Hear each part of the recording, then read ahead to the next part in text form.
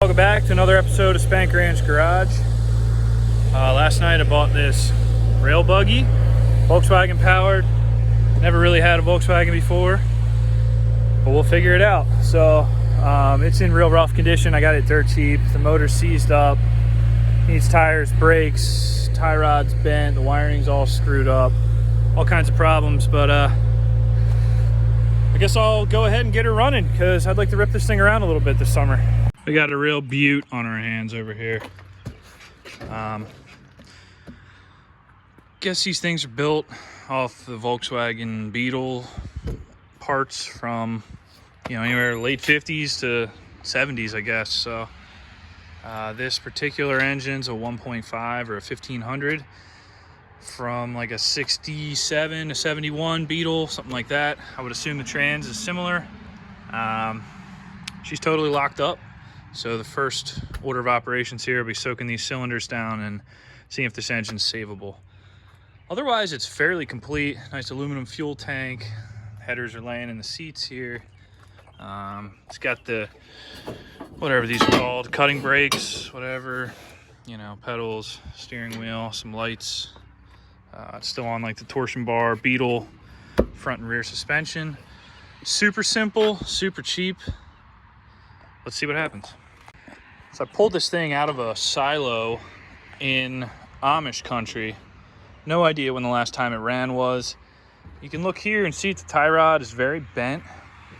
So to me, that means that it must have been running to crash it, and hopefully that's what had it parked. Unfortunately, the carb is gone. Was unable to be located, and got a milkshake in the crankcase, so we got water in the crankcase. Doesn't seem like a lot though, so I'm really hoping these cylinders are just rusted up and I can milk this motor back to life, because these used to be a dime a dozen, I guess, and now people want good money for them. They made like 21 million of them, so I can't imagine we're getting low on them yet, but who knows.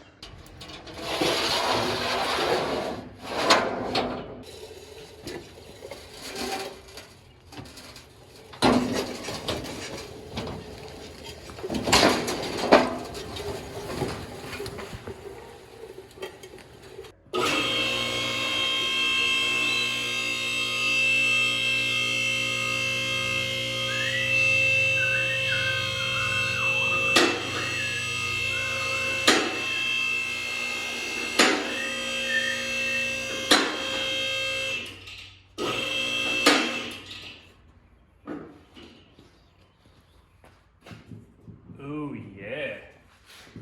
Oh yeah. It's risky business.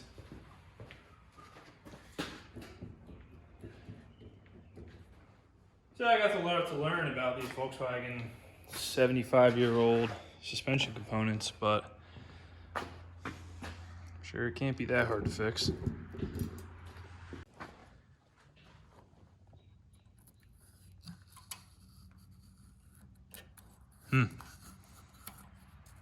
It's a little alarming.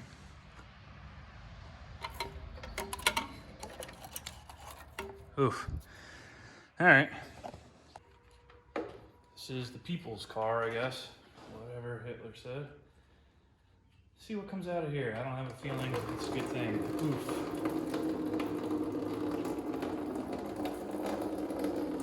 Oof. Ooh, that all smells like some type of urine from mice and cats and whatever else. That is nasty, and that is not oil. Oh man. Where's that oil at? Here's something. Can't blame the head gaskets on this one. All right, got about 3.5 quarts of fluid out, probably 2 quarts of water and 1.5 quarts of oil. These hold about 2.5 quarts. My hopes are is that the water line stayed down here, keeping the cam and crank out of water when it was sitting, but that water got in there somehow. It's got an oil cap on it. It probably came through the intake, through the valves, and down the cylinders. That sucks, but we will see.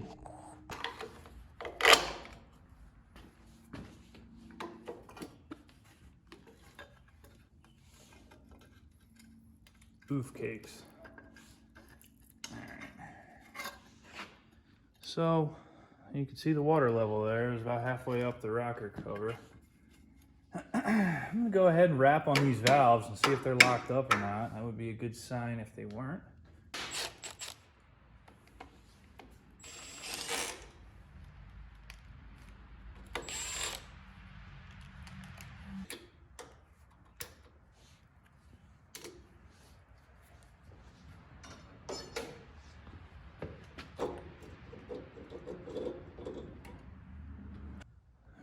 I think these are aluminum, that's why they're not rusty, but there is oil coming out the center, not water, which is okay sign. So you want to pull your push rods out, you just give them a good blowski. You take a case of beer here, stick them in the order they came out. That way you keep them in order.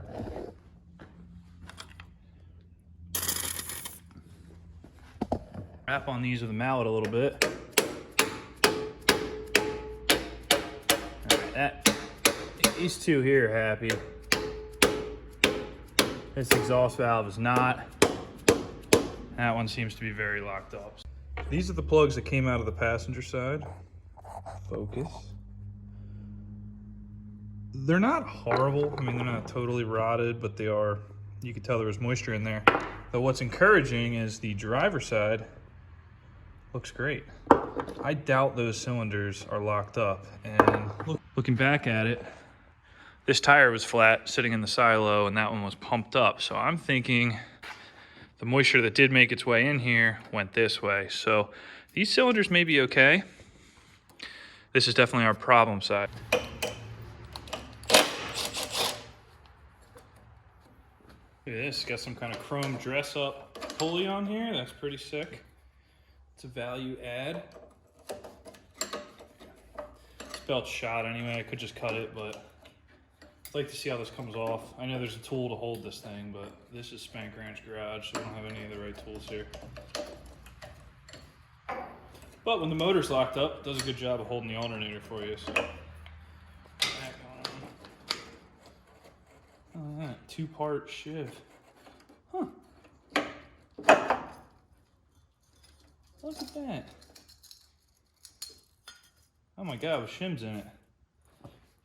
It's an adjustable sheave with shims in it. Guess that's how you tighten the belt.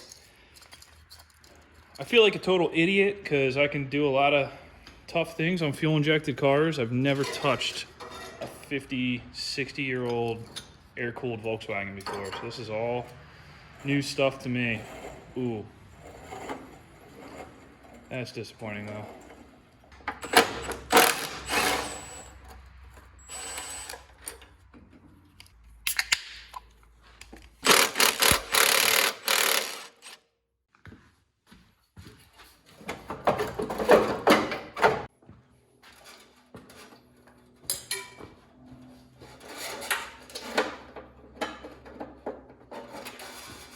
See if we can leave that on.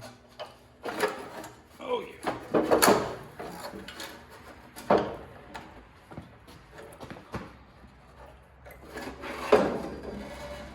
Wow. All right, stripped all the sheet metal off and the intake. The exhaust was already off. This head's basically ready to come off, but these things are so simple. It's awesome. I mean, I've never worked on something so simple before, but this is exciting and it's a relief from the usual crap I do, which is usually very complicated. So I'm excited to be cracking into this bad boy.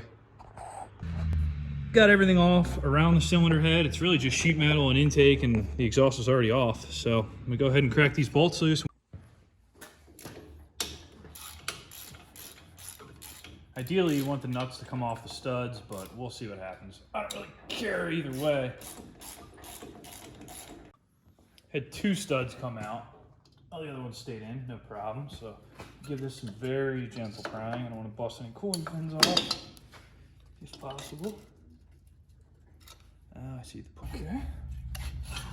Oh yeah. All right, that is not a good look, friends. Ouch. I don't think I'm honing that out, but you'd be surprised what I'm capable of, but I think this is a bit much. On second inspection, this is actually just brick dust from bricks. It's like rodents carried this in here. And this side's just crap from the silo. It's like concrete dust. But I'm gonna see if I can get these cylinders off. And if I can get them off, that'd be sweet. Because I could buy 2 cylinders, 2 pistons, it'd probably be in decent shape on this motor. We'll see if the other side frees up once these are taken apart.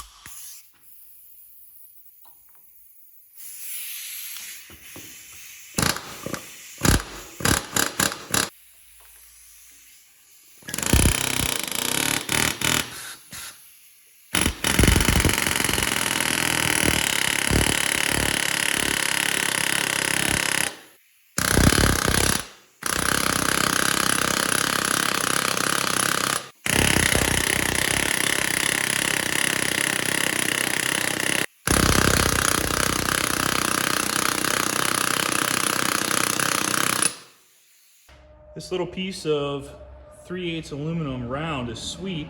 It centers up the air chisel and I can go around the piston like that. And believe it or not, this damn thing broke loose fairly easily. We'll say like nothing ever happened. But 2 things. 1, that bore is not totally destroyed.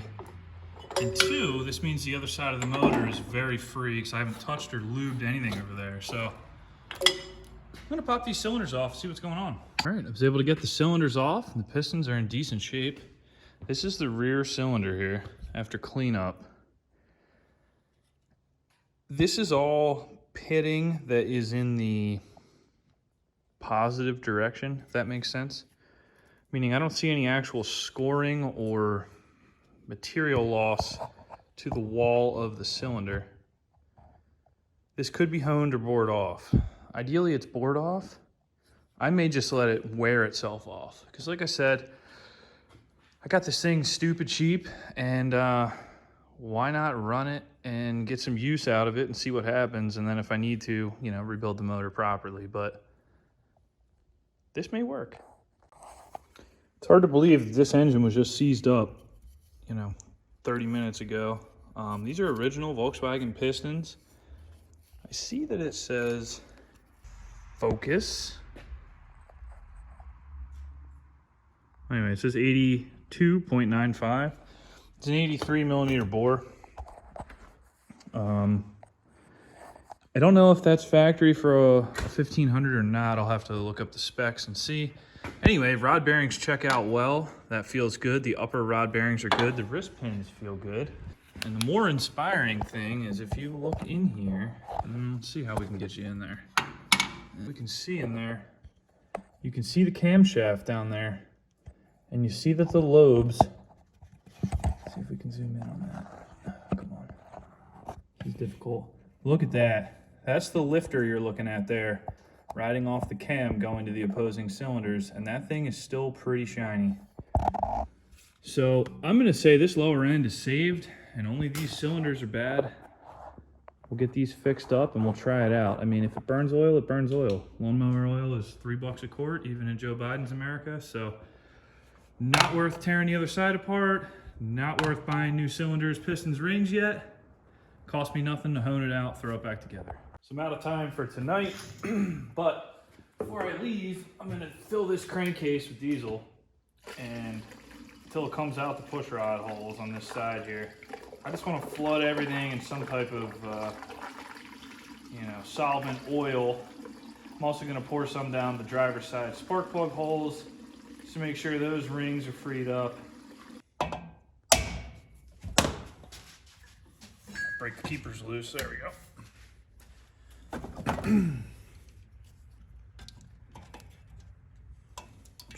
Oh, here comes one of them. There's the other one.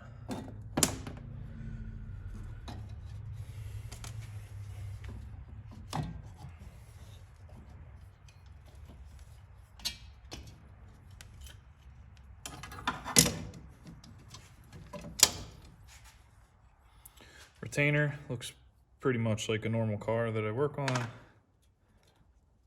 Man, these springs are freaking cheesy too. But they are really in nasty shape. Okay. Look at that. That valve wants to come right out. It's good condition. Wow. Jeez, and that's the intake too. That is in nice shape.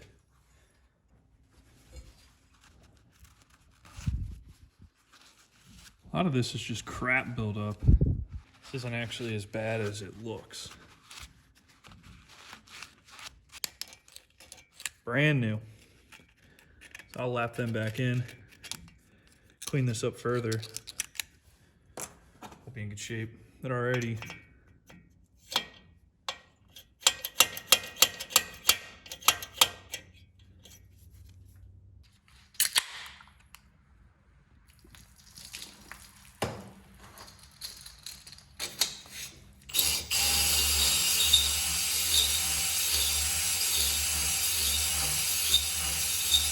the jugs did not clean up that well. I mean, they look horrible on camera, but it's really, it would work.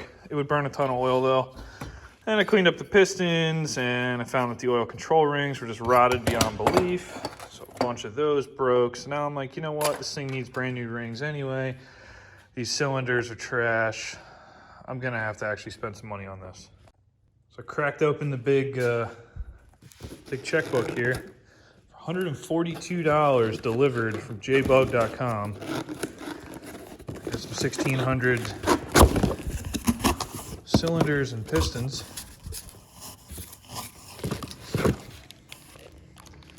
Brand new pistons, cylinders, wrist pins, rings, and circlips. $142 shipped to my door. Probably made in China. Damn right. But for that price, you really can't beat it.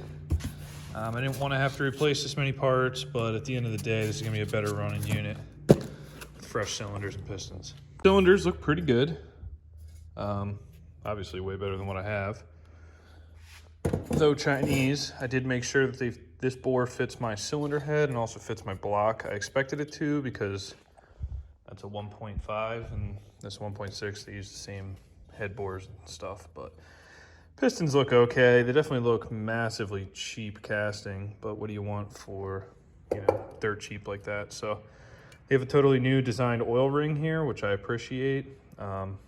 They used the rings that came out of this thing. They used similar ones in some of my BMWs, and they're trash. I've had much better results with this style ring, three-piece ring like that. So anyway, I'm gonna clean up the block, clean this stuff up, and start throwing it together. All right, so I'm working on cleaning this head up. This thing was in nasty shape. But anyway, the seats are actually cleaning up okay. I have a couple sacrificial valves I'm gonna use to lap these in and get them all back good. I did pick up a set of really nice heads from a buddy that were ready to go. Turns out that this bore is not correct and my cylinders don't fit. So we're back to using the old heads, no problem. I got a lot of confidence in these things. But I also picked up a grab bag full of old used valves and valve springs. So I'm gonna pick the best out of all those, get this thing cleaned up, get it back together. So I've had the valves that came out of this head soaking for a while, and they actually cleaned up pretty good. The springs I still worry about though, they're just so pitted. But my buddy gave me this whole box of Volkswagen stuff. This is like heads he's taken apart. I mean, I'd have to really do some digging in here and see if any of this stuff even fits, but it's probably better than what I have, at least for valve springs. So I'm gonna make something work here, don't worry. Found 4 valves I like, so clean them off. Take a little bit of lapping compound. Dab will do ya. Wipe off the excess here. We really just need it where it seats.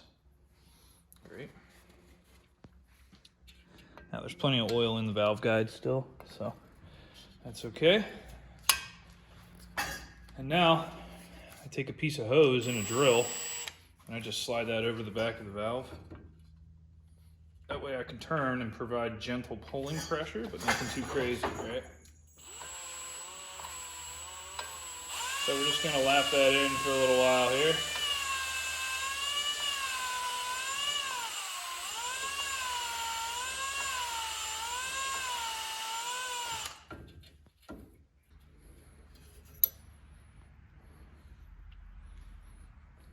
Clean that up and see how it looks.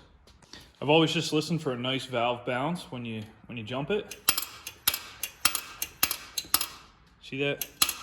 It's hitting the whole seat at once. If you look at a valve I haven't touched yet, it's got more of a soft fall to it. When it smacks the whole seat simultaneously, get a much better sound out of it. So I'm gonna go ahead and lap these other 3 now.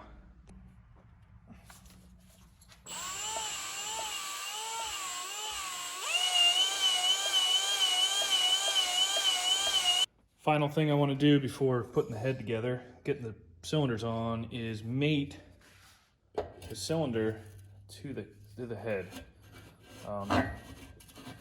There's no head gasket on these motors, so this interface is very important. And at this point, I'll be labeling a cylinder and the head, and you won't interchange them anymore. But basically, I'm going to put some lapping compound on the upper face of the cylinder here, and then rub it into the head and try to get a nice seal on this. You can actually see there's lines in here from the previous cylinders, so we'd like to get a little bit into that. You can see here, just twisting it, chipped up some debris that's in the way. So this is going to take me a little while to get these things to mate perfectly.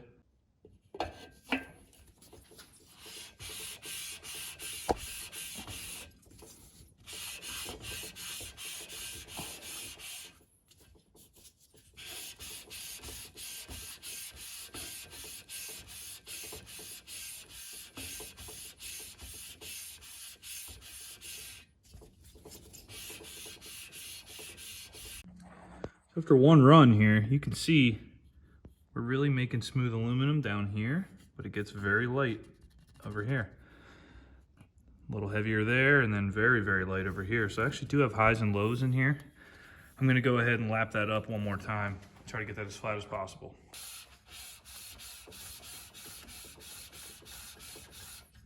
This head's actually got some warp to it, but we'll get that fixed. Now this is very minuscule. I mean, we're talking tens of thousandths probably, so I'm not actually changing the compression ratio here, but we'll save that for another video. This is just a matter of getting a decently healthy stock motor back together.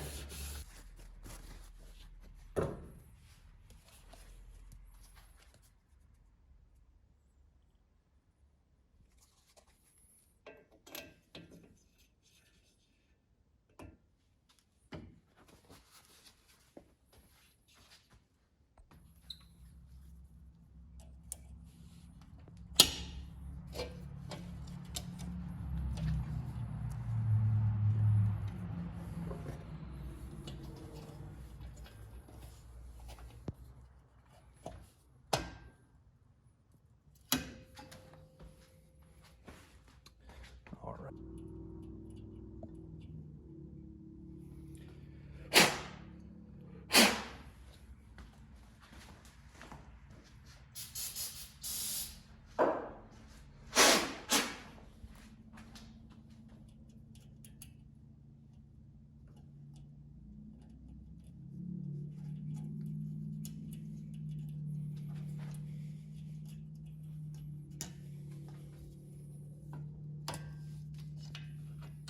Okay.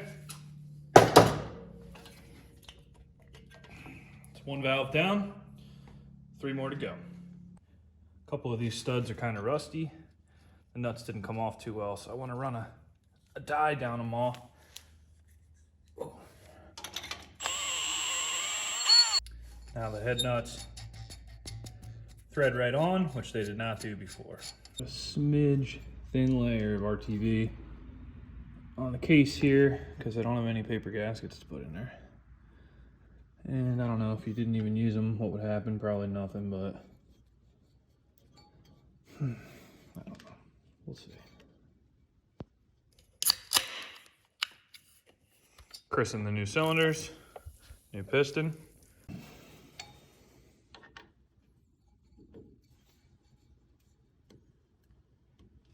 actually fits pretty nice.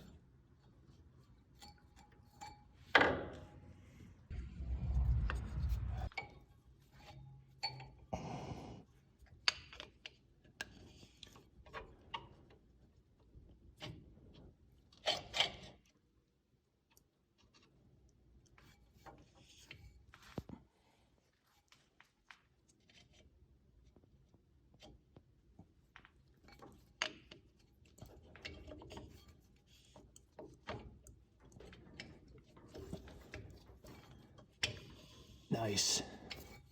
Kind of tricky. Got to move a couple things at once there.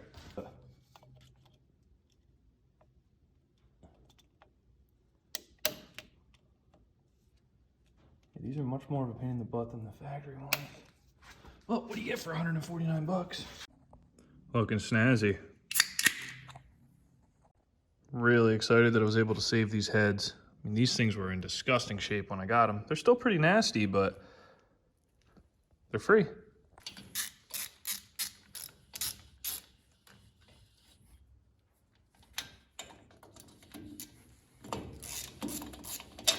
$23 whopping foot-pounds.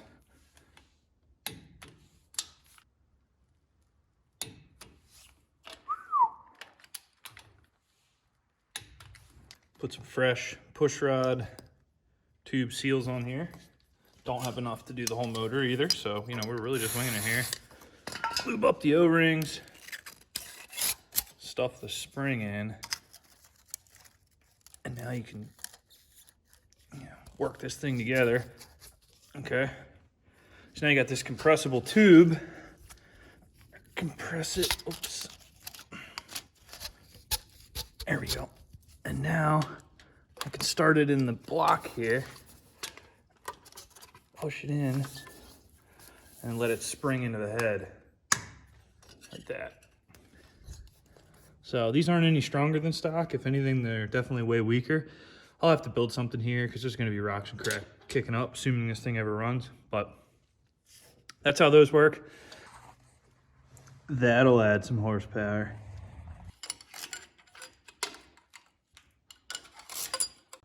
I'm not going to bore you guys with the other side of the engine, but it's the same thing. Springs are trashed, valves are questionable.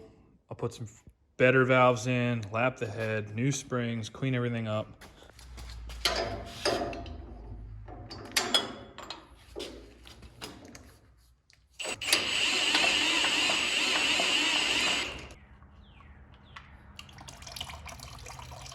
All right.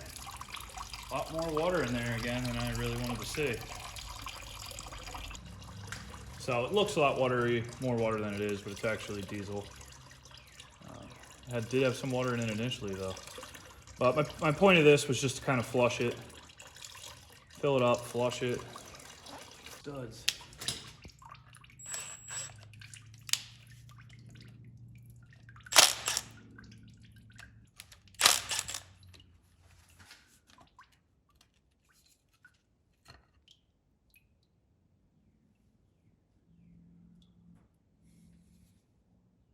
Whoa. Look at this layer of shmoo on here. Oh my God. Jesus Christ. If I would have saw that, I probably would have split this motor. Holy shit.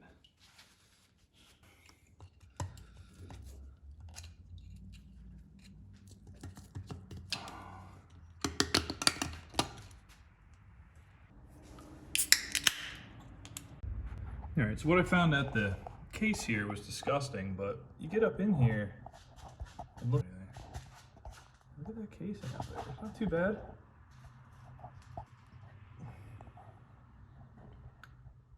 It's actually pretty clean up here, with the exception of what's settled right at the sump, which is what you would expect. Focus. What you would expect and what you want. This engine's gonna need a few oil flushes before we really beat on it. So I don't want this crap going through the bearings.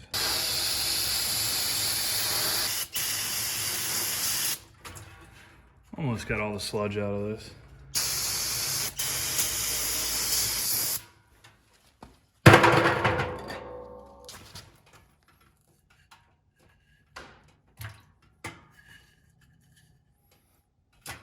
That's got some gritty crap in it. Jesus Christ.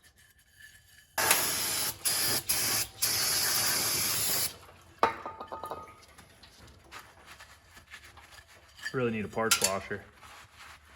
Blowing through the $2 brake cleans left and right.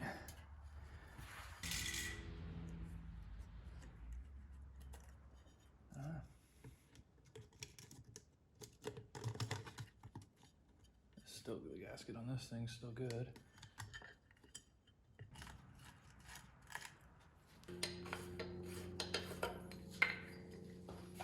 Little Walmart Supra Tech Racing. Probably the only fresh oil this thing's got in 15 years. Now I gotta look into the ignition. This thing's already got a CompuFire electronic ignition in it, so no points in condenser. I ended up having to put a new coil on it. This one, I don't know what the deal is with it, but obviously seen better days, but it was just producing the weakest spark I've ever seen. So anyway, I got the ignition all temporarily rigged up here. Coil's just hanging. I got a jumper wire to the 12 volts, but the electronic ignition works, which is cool. So now I guess I'll throw 4 plug wires on it. Maybe throw the plugs in, hit it with some starting fluid, and see if she pops. All right, fire in the hole.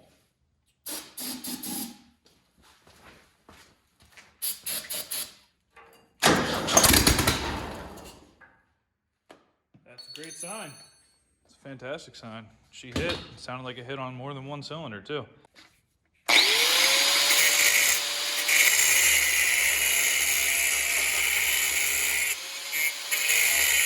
So I have this carb that I got from a buddy, but it's for a dual port 1600. This is only a single port 1500, so the bolt spacing is way off, as you can tell.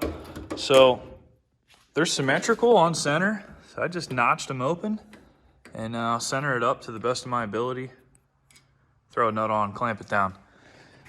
Took 5 seconds. I could still put the proper carb back on here if I wanted to. No harm, no foul. No adapter plates, no spending money, no BS.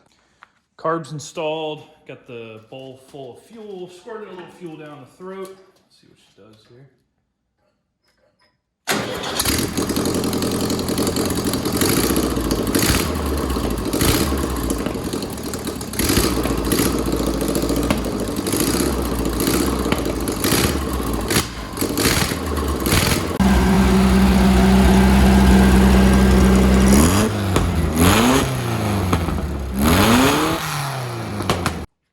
Off camera, we got this whole motor back together, got the carb set up, and it runs, idles all right. So I got about 5 minutes of runtime on it. I'm gonna drain this oil out again, and it is already very black, but at least it's oil. So probably flush this thing once or twice more, and I think we'll be good to go.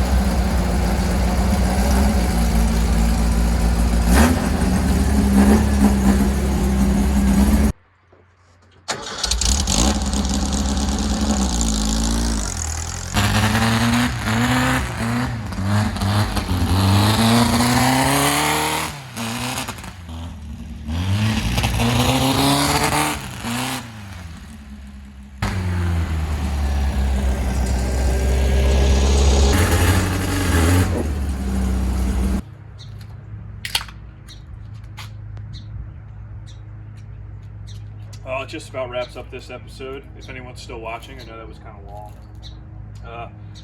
The goal was just to get this thing out of the silo and get it fired up with the minimum amount of investment. So it came out to about 180 bucks to get it running. A little more than I wanted to spend, but unfortunately it wasn't worth saving the stock pistons and cylinders. So it still needs a fuel pump. It's just gravity fed right now. That's why it's breaking up. It needs electrical, it needs brakes. I'll do all that stuff on my own. but you can see it's already on the dyno. Next episode, we'll dyno it, see what kind of power it makes, and then see what we can do to make it run better. So thanks for watching. See you next time.